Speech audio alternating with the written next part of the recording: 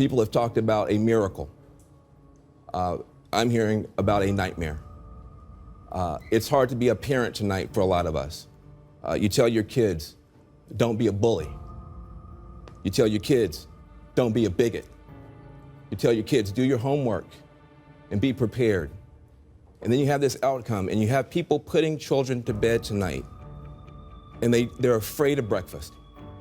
They're afraid of, how do I explain this to my children? I have Muslim friends who are texting me tonight saying, should I leave the country?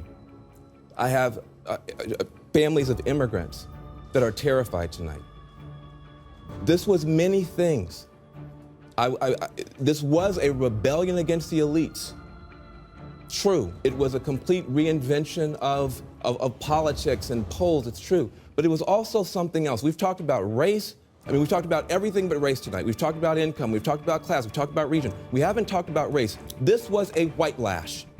This was a white lash against a changing country. It was a white lash against a black president in part. And that's the part where the pain comes. And Donald Trump has a responsibility tonight to come out and reassure people that he is going to be the president of all the people who he insulted and offended and brushed aside. Yeah, when you say, you want to take your country back, you got a lot of people who feel that we're not represented well either.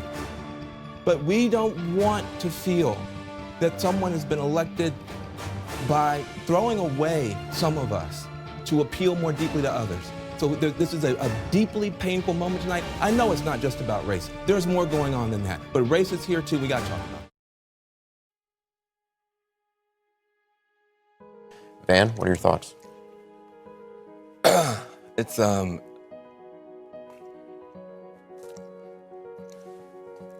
Well, it's easier to be a parent this morning. It's easier to be a dad.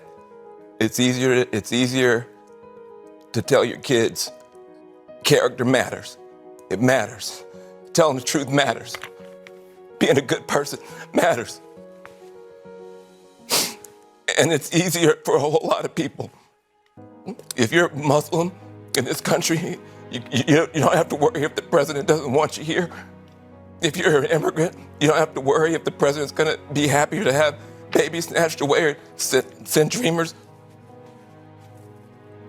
back for no reason. It's a vindication for a lot of people who have really suffered. The I can't breathe. That wasn't just George Floyd. That was a lot of people that felt that they couldn't breathe. Every day you're waking up and you're getting these tweets and you just don't know, and you're going to the store and people who have been afraid to show their racism are getting nastier and nastier to you, and you're worried about your kids and you're worried about your sister.